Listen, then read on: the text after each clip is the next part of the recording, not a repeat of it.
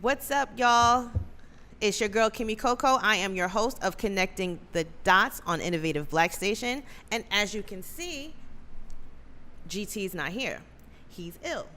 But I have a special guest in the house, my homegirl, Natalie Heard. Hey, from what's up, y'all? New Jersey. And we're going to talk to her about her dad's book that she's had reissued and is working on some special projects. Howard Street picked that up, and we'll find out from her where you can pick that up.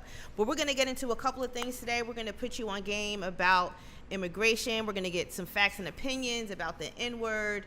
We are going to do some follow-ups about the water crisis in Flint, Michigan, among other things. And it's just going to be a little bit different today because we have a special guest. GT's not here. He's the one that keeps us structured, and y'all know I'm out of control. So we're going to start off talking about immigration. Now, I know that there are those of you out there, just like we had a special guest a couple of episodes ago, Daddy-O.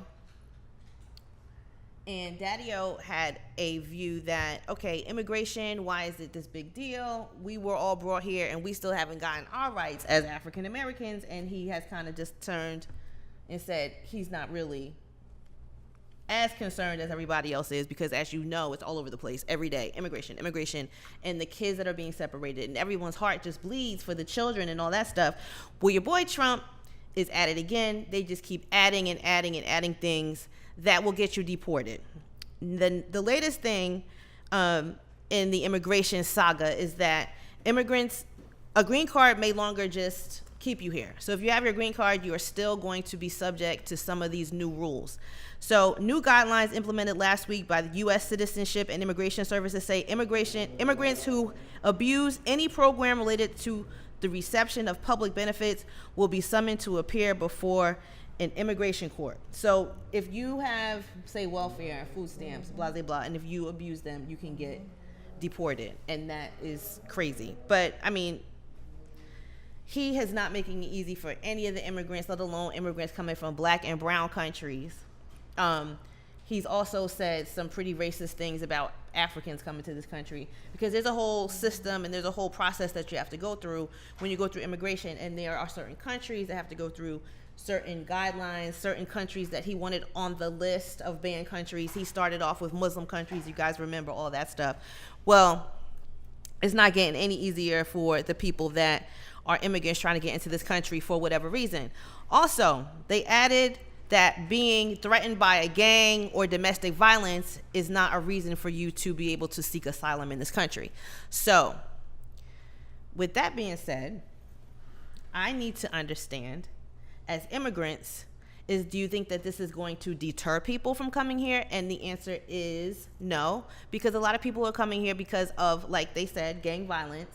We know Mexico has had off the rocket gang violence. They said that you shouldn't even go there to visit at one point. South America, Hondurans, those people are coming here seeking asylum from gangs, drug gangs, wars, and then those immigrants that come here because of natural disaster. So I think that we should just have our hearts open more toward them, and we should help them more and not like always depend on the government. I think that if you have a sponsor, you can come here and they don't give you such a hard time. But you know, people, they're going to continue to want to come to America. Cause I got a friend, he's from Kenya, and he look at America as freedom. Like, he's like, man, this is the land of the free. Like, I'm not able to do this at home. Like, so. And then the way people, the only way a lot of people get to know this country is through TV, right? And everybody on TV is a millionaire and going up and down Rodeo Drive every day to go shopping, and the Kardashians and all that. Right. So people get here and they think that, you know, it's a land of milk and honey. Yeah. But there are. It is. Yeah, it's better than where they're coming from in many respects. Absolutely. So that's why Trump has tried to lure black voters by saying that, hey, the immigrants are taking the jobs that you guys don't have. And that was what he did during his campaign to try to get black people to vote for him, was say that the reason why black unemployment is so high is because immigrants are taking the jobs that the black people should work at. Right. So that's your boy Trump. Well, I have concerns about them still not being able to return the children back to their families. Yeah. Like, they started to return children, but out of the thousands that they had taken away from their families, they only returned about 500.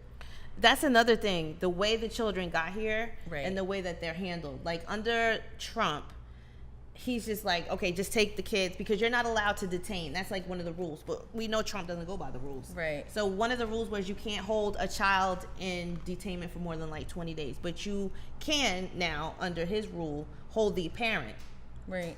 So getting them back together is not a priority to him. He just doesn't care. It's just horrible, and that's why so much time has been spent on this subject, because it's like people are drawn to this because they want to help these children. Right.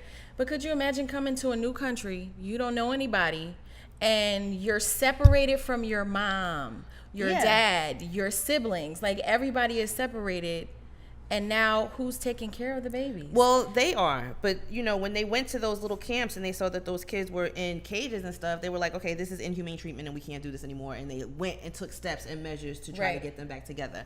So what they're trying to do is just deter people from coming here. Right. But the workers that work in those camps are not allowed to even touch the children. So if it's a baby that's crying, they just let the baby cry. Oh, They man. can't touch them.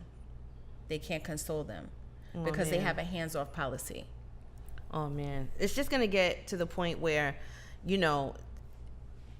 I think that the humanitarianism is just gonna have to step up. People from other countries, they have, like Canada, everyone's just gonna end up going to Canada because that's where a lot of people are going, like the Right. Haitians, Right. because a lot of them are facing deportation. Right. Next year, I think they said that about 600,000 Haitians could be deported, and we know for sure that one of the things that they're still trying to deal with is the earthquake, Right.